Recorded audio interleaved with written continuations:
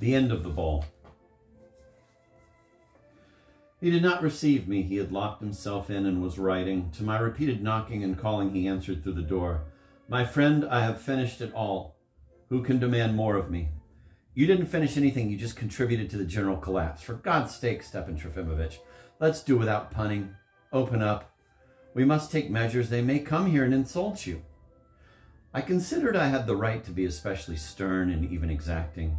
I feared he might undertake something still more insane. But to my surprise, I met with an extraordinary firmness. Don't you be the first to insult me, then.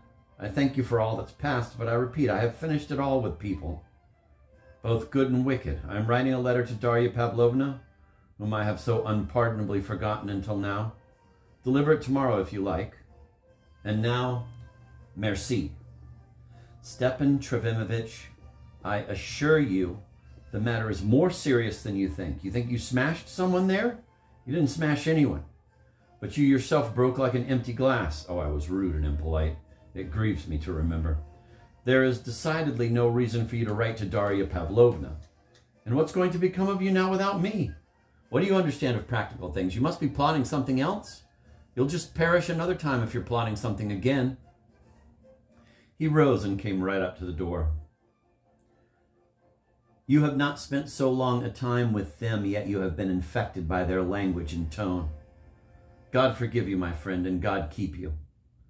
But I have always noticed the germs of decency in you, and perhaps you will still think better of it afterwards.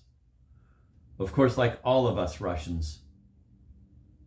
As for your remark about my impracticality, I shall remind you of a long-standing thought of mine, that in our Russia, a vast number of people occupy themselves with nothing else but attacking other people's impracticality, fiercely and with special persistence, like flies in summer, accusing all and sundry of it and excluding only themselves.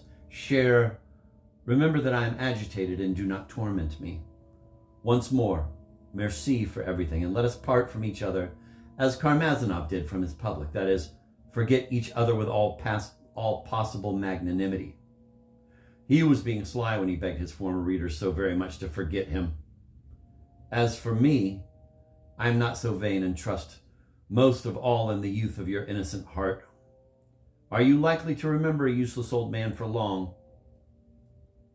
Live more, my friend, as Nastasia wished me on my last name day.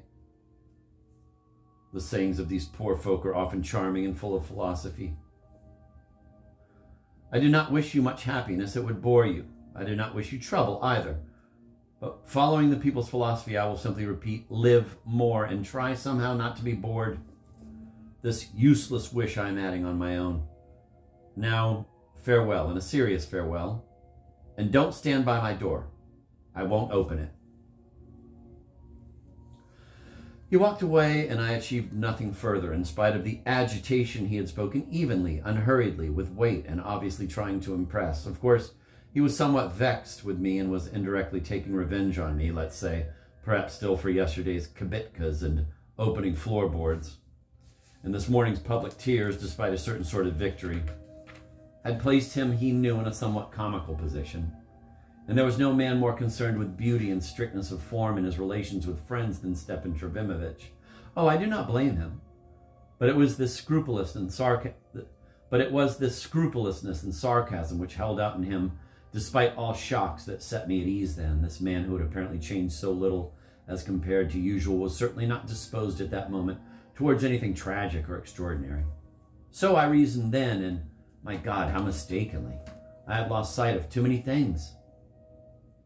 Anticipating events, I will quote the first few lines of this letter to Darya Pavlovna, which she in fact received the next day.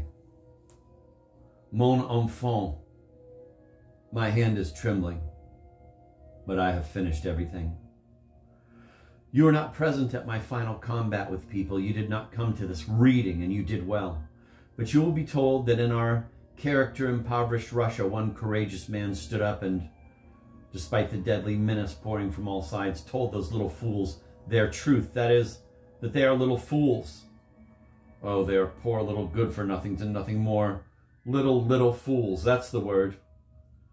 The die is cast. I am leaving this town forever, whither I do not know. Everyone I loved has turned away from me. But you, a poor and naive being, you, a meek one, whose fate was almost joined with mine by the will of one capricious and tyrannical heart, you, who perhaps in disdain watched me shed faint-hearted tears on the eve of our unrealized marriage, you who, whatever you may be, cannot look on me in any other way than as a comical person. Oh, to you goes the last cry of my heart. To you is my last duty, to you alone. I cannot possibly leave you forever to think of me as an ungrateful fool, boor, and egoist, as is probably affirmed to you day after day by one ungrateful and cruel heart, which, alas, I cannot forget. And so on and so forth, 4 big pages in all. Having pounded on the door 3 times with my fist in response to his "I won't open it," and having shouted after him that he would still send Nastasia for me 3 times that same day, but that I would not come, I abandoned him and ran to Yulia Mikhailovna.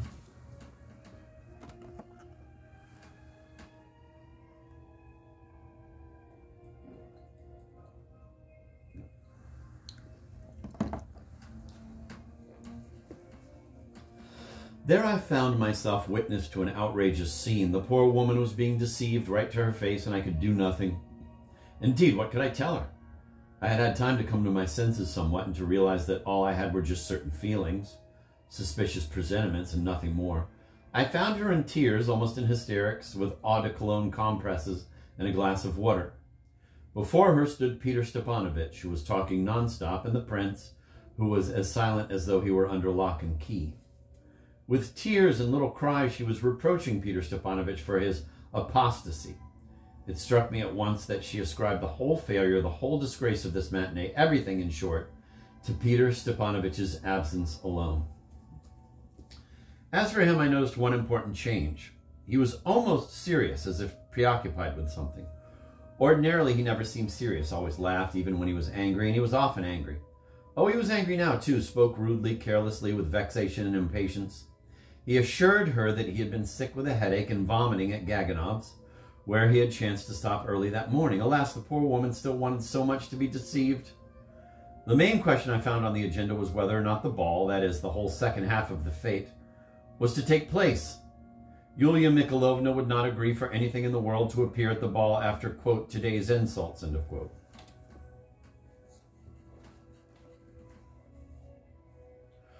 In other words, she wished with all her might to be compelled to go, and by absolutely no one else but him, Peter Stepanovich. She looked upon him as an oracle, and it seemed that if he had left then, she would have taken to her bed, but he had no intention of leaving. He himself needed with all his might that the ball take place that day, and Yulia Mikhailovna absolutely had to be there. So what's there to cry about? You absolutely must have a scene? Vent your anger on someone? Go ahead, vent it on me. Only make it quick because time is passing and we've got to decide. We messed it up with the reading, we'll smooth it over with the ball. The prince here is of the same opinion. Yes, ma'am. If it hadn't been for the prince, where would it all have ended? The prince had been against the ball at first, that is, against Yulia Mikhailovna's appearance at the ball. The ball itself had anyhow to take place. But after 2 or 3 such references to his opinion, he gradually began to grunt in token of consent. I was also surprised by the altogether extraordinary impoliteness of Peter Stepanovich's tone. Oh, I indignantly reject the base gossip spread later about some supposed liaison between Yulia Mikhailovna and Peter Stepanovich. There was not and could not have been anything of the sort. He got the upper hand with her only by yesing her with all his might from the very beginning in her dreams of influencing society and the ministry, by entering into her plans, devising them for her, acting through the crudest flattery. He entangled her from head to foot and became as necessary to her as air. Seeing me, she cried out, flashing her eyes. Ask him. He, too, never left my side all the while, like the prince. Tell me, isn't it obvious that it's all a conspiracy, a base, cunning conspiracy, to do all possible evil to me and to Andrei Antonovich? Oh, they arranged it. They had a plan. There's a party, a whole party of them. That's overshot as usual with you. There's some poem eternally running through your head. I'm glad, however, to see Mr. He pretended to have forgotten my name. He'll tell us his opinion. My opinion, I hastened, agrees entirely with Yulia Mikhailovna's opinion. The conspiracy is all too obvious. I've brought you these ribbons, Yulia Mikhailovna. Whether the ball does or does not take place is, of course, none of my business, since the power is not mine, but my role as an usher is at an end. Forgive my heat, but I cannot act to the detriment of common sense and conviction. You hear? You hear? She clasped her hands. I hear, ma'am, and this is what I shall tell you. He turned to me. I think you all must have eaten something that has made you all delirious. In my opinion, nothing has happened, precisely nothing, that never happened before and could not always have happened in this town here. What conspiracy? It came out ugly, stupid to the point of disgrace, but where's the conspiracy? You mean against Yulia Mikhailovna, against her who indulged them, protected them, forgave them right and left for all their pranks? Yulia Mikhailovna. What have I been hammering into you this whole month nonstop? What have I been warning you about? So what? What did you need all these people for? You just had to deal with this trash? Why? What for? To unite society? But can they possibly unite, for pity's sake? When did you ever warn me? On the contrary, you approved. You even demanded. I confess, I'm so surprised. You yourself brought many strange people to me. On the contrary, I argued with you. I did not approve. And as for bringing, I did bring them, but not until they themselves came swarming by dozens, and that only recently to make up the quadrille of literature, since there was no way of doing without these boors. Only I'll bet a dozen or two more of the same boors were brought in today without tickets. Quite certainly, I confirmed. See, you already agree. Remember the tone we've had here already. I mean, in this whole wretched town? It's all turned into nothing but insolence, shamelessness. It's been a scandal with a ceaseless ringing of bells. And who encouraged them? Who shielded them with her authority? Who got everyone muddled? Who infuriated all the small fry? In your album, all the local family secrets are reproduced. Wasn't it you who patted your poets and artists on the head? Wasn't it you who held out your hand for Limeshin to kiss? Wasn't it in your presence that a seminarian swore at an actual state councilor and ruined his daughter's dress with his monstrous tarred boots? Why are you surprised, then, that the public is set against you? But that's all you yourself. Oh, my God. No, ma'am, I kept warning you. We quarreled. Do you hear? We quarreled. You're lying to my face. Yes, of course, it costs nothing to say a thing like that. You need a victim now, someone to vent your anger on. Go ahead, vent it on me. As I told you, I'd better address myself to you, Mr. He still could not recall my name. Let's count up on our fingers. I maintain that, apart from Laputin, there was no conspiracy, none whatsoever. I'll prove it, but let's first analyze Laputin. He came out with that fool Lebyadkin's verses. Was it, in your opinion, a conspiracy? But you know Laputin might simply have thought it was witty. Seriously witty. He simply came out with the aim of making everybody laugh and have fun. His patroness Yulia Mikhailovna first, that's all. You don't believe it?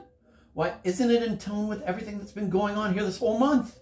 And, if you wish, I'll say all. By God, under other circumstances, it might even have gone over. A crude joke, well, yes, salacious or whatever, but funny, right? What? You consider Laputin's act witty? Yulia Mikhailovna cried out in terrible indignation. Such stupidity, such tactlessness, so base, so vile, so deliberate. Oh, you're saying it on purpose. It means you yourself are in conspiracy with him.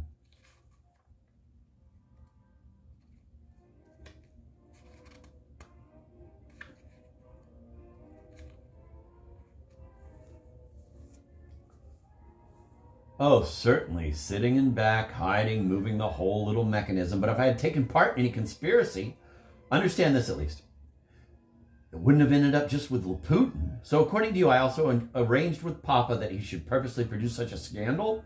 Well, ma'am, whose fault was it that Father was brought in to read? Who tried to stop you yesterday? Just yesterday. Yesterday! Oh, yesterday he was so witty. I was counting on him so much, and besides he has manners, I thought he and Karmazinov... And now look. Yes, ma'am, and now look. But in spite of all that taunt d'esprit, Papa mucked it up. And if I'd known beforehand that he was going to muck it up so badly, being part of the indubitable conspiracy against your fate, I would undoubtedly not have started persuading you yesterday to keep the bull out of the china shop. Right, ma'am? And yet I did try to talk you out of it yesterday. I did because I had a presentiment. It was, of course, impossible to foresee everything. He himself probably didn't know a minute before what he was going to fire off. These nervous old codgers don't even resemble human beings, but you can still salvage it. Tomorrow, for the public's satisfaction, send 2 doctors to him by administrative order with all the trimmings to inquire after his health. You could even do it today. And then straight to the hospital for cold compresses. At least Everyone will laugh and see that there's nothing to be offended at. I'll make an announcement about it tonight at the ball, since I'm the son. Karmazinov's another matter. He came out like a green ass and stretched his article for a whole hour. Now there's one who must surely be in conspiracy with me. As if he said, why don't I muck it up too, just to harm Yulia Mikhailovna? Oh, Karmazinov, what a shame. I was burning with shame for our public. Well, ma'am, I wouldn't have burned, but I'd have roasted him. The public was right. And who again is guilty of Karmazinov? Did I foist him on you or didn't I? Did I take part in adoring him or didn't I? Ah, well, devil take him. But that third maniac, the political one, it's another question. Here everybody went amiss. It's not just my conspiracy. I don't speak of it. It's terrible, terrible. I alone am guilty of that. Of course, ma'am, but here I'm going to vindicate you, eh? Who can keep track of these sincere ones? They can't guard against them even in Petersburg because he was recommended to you and how he was. You'll agree then that it's even your duty now to appear at the ball because it's an important thing because you yourself put him on the rostrum. You must precisely declare in public now that you are not solidary with this, that the fine fellow is already in the hands of the police and that you were deceived in some inexplicable way. You must declare indignantly that you were the victim of a mad person because he is a madman and nothing else. That's how he must be reported. I can't stand these biters. I may talk even worse myself, but not from the rostrum. Right now they're shouting about a senator. What senator? Who's shouting? You see, I don't understand anything myself. You, Yulia Mikhailovna, do you know anything about some senator? Senator? You see, they're convinced that a senator has been appointed here and that you're being replaced from Petersburg. I've heard it from many people. I've heard it too, I confirmed. Who said so? Yulia Mikhailovna flushed all over. You mean who first started talking? How should I know? They're just talking. The mass is talking. They were talking yesterday especially. Everybody's somehow much too serious, though it's impossible to make anything out. Of course, those who are a bit more intelligent and competent are not talking, but even among them, some are listening to it. How mean and how stupid. Well, so you must appear precisely now and show the fools. I confess I myself feel it's even my duty, but what if there's another disgrace awaiting us? What if they don't attend? Because no one's going to come. No one. Such ardor. They won't come, eh? What about all those dresses made? What about the girls' costumes? No, after this, I give up on you as a woman. Such human insight. The marshal's wife won't come. She won't. But what finally has happened here? Why won't they come? He suddenly cried out with spiteful impatience. Infamy, disgrace, that's what's happened. There was, I don't know what, but something after which it's impossible for me to enter.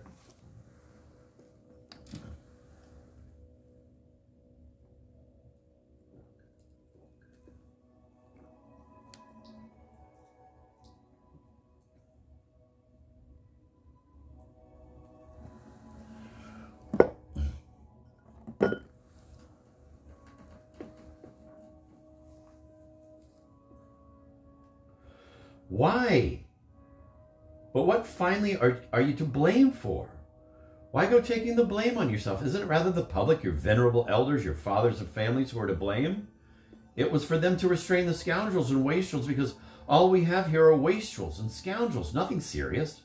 In no society anywhere is it possible to manage with the police alone. Here with us, every person on entry demands that a special little cop be detailed to protect him. They don't understand that society protects itself. And what do our fathers of families, our dignitaries, wives, maidens do in such circumstances? Keep mum and sulk. There's not even enough social initiative to restrain the pranksters. Oh, that is a golden truth. They keep mum, sulk, and glance around.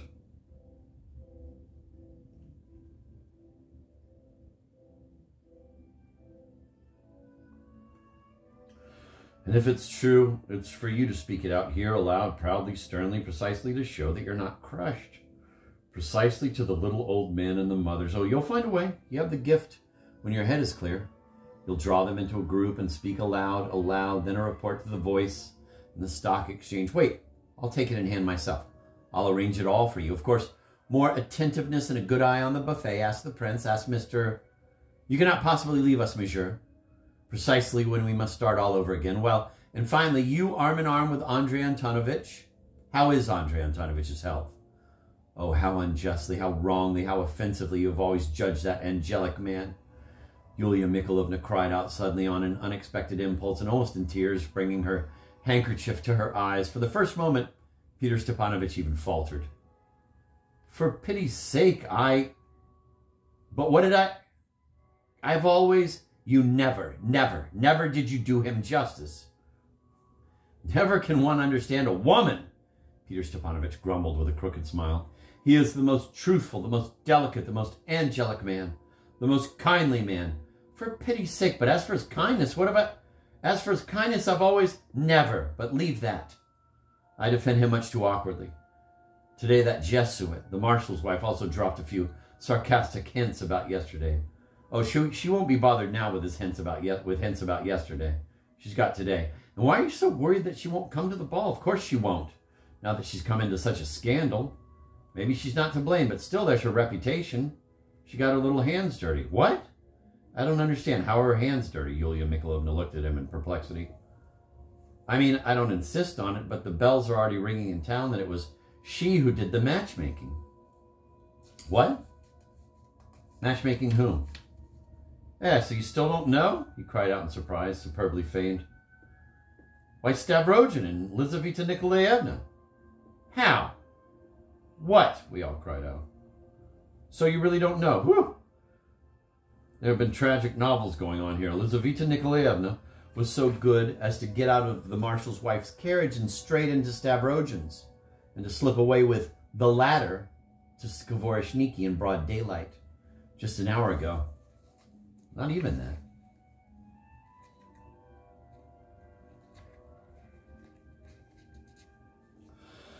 We were dumbfounded. Of course, we hastened to inquire further, but surprisingly, though he himself had inadvertently been a witness, he nevertheless could tell us nothing in detail. The thing seemed to have happened like this. When the marshal's wife brought Liza and Mavriky Nikolaevich from the reading to the house of Liza's mother, whose legs were still ailing, someone's carriage was waiting not far from the entrance, about 25 steps off to one side. When Liza jumped out at the entrance, she ran straight to this carriage. The door opened, slammed shut. Liza called out, "Spare me," to Mavriky Nikolaevich, and the carriage flew at top speed to Skvoreshniki. To our hurried questions, was there some arrangement? Who was sitting in the carriage? Peter Stepanovich replied that he knew nothing, that there must certainly have been an arrangement, but that he had not made out Stavrogin himself in the carriage. It might have been the valet, old Alexei Yegorovitch, who was sitting there. To the question, and how did you turn up there? And why do you know for certain that she went to Skvoreshniki? He replied that he chanced to be there because he was passing by, and on seeing Liza even ran up to the carriage, and yet did not make out who was in the carriage, and with his curiosity, and that Mavriky Nikolaevich not only did not set off in pursuit, but did not even try to stop Liza, and with his own hand even held back the marshal's wife, who was shouting at the top of her voice, "She's gone to Stavrogin! She's gone to Stavrogin!" Here I suddenly got beside all patience and shouted furiously at Peter Stepanovich. "You set it up, you scoundrel. You killed the whole morning on it. You helped Stavrogin. You came in the carriage. You put her into it. You. Yulia Mikhailovna, he is your enemy. He will ruin you too. Beware." And I rushed precipitously from the house. To this day, I do not understand and marvel myself at how I could have shouted that to him then, but I had guessed perfectly. It had all happened almost exactly the way I said. As turned out afterwards, in the first place, the obviously false way in which he reported the news was all too noticeable. He did not tell it as soon as he entered the house, as a first and extraordinary piece of news, but pretended that we already knew without him, which was impossible in so short a time. And if we had known, we could not in any case have kept silent about it until he started to speak. He also could not have heard of any bells ringing in town about the marshal's wife, because again the time was too short. Besides, as he was telling about it, he smiled a couple of times, somehow meanly and flippantly, probably regarding us by then as utterly deceived fools. But I could no longer be bothered with him. The main fact I did believe, and I ran out of Yulia Mikhailovna's beside myself.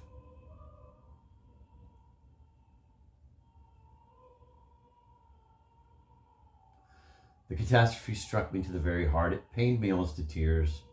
Perhaps I was actually weeping.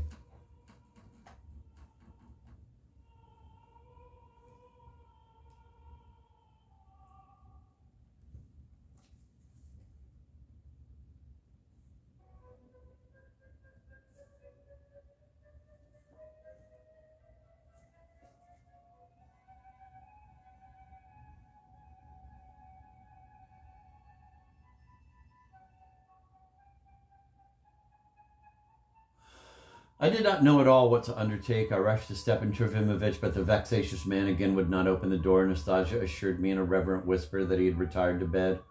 But I did not believe it. At Liza's house, I was able to question the servants. They confirmed the flight, but knew nothing themselves. The house was in alarm. The ailing mistress was having fainting fits, and Mavriky Nikolaevich was with her. I did not think it possible to call Mavriky Nikolaevich away. When I inquired about Peter Stepanovich, it was confirmed that he had been darting about the house during the past few days, sometimes even twice a day. The servants were sad and spoke of Liza with some special reverence. She was loved.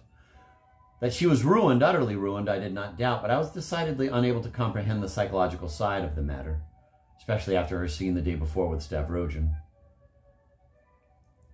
To run around town and inquire of acquaintances in gloating houses where the news, of course, had already spread seemed disgusting to me and humiliating for Liza. But strangely, I did run by to see Darya Pavlovna, where, however, I was not received. No one had been received in the Stavrogins' house since the previous day. What I could have said to her and why I ran by I do not know. From her I made my way to her brother. Shatov listened to me glumly and silently. I will note that I found him in an unprecedentedly dark mood. He was terribly thoughtful and, it seemed, had to force himself to listen to me. He said almost nothing and began walking back and forth from corner to corner of his closet, stomping more than usual with his boots. But when I was already on my way down the stairs, he shouted after me that I should go to Laputin, quote, "You'll find out everything there," end of quote. Yet I did not go to Laputin, but well on my way turned back again to Shatov and half opening the door, without going in and without any explanation, suggested to him laconically, wouldn't he be going to see Maria Timofeyevna today? At that, Shatov cursed and I left. I sat down here so as not to forget that that same evening he went especially to the outskirts of town to visit Maria Timofeyevna, whom he had not seen for quite a while. He found her in reasonably good health and spirits, and Lepiak and dead drunk, asleep on the sofa in the front room. This was at exactly 9 o'clock.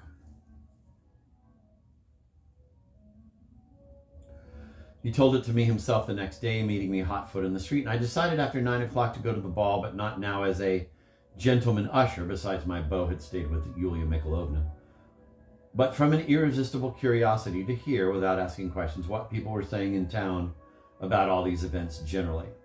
Besides, I wanted to have a look at Yulia Mikhailovna, if only from afar.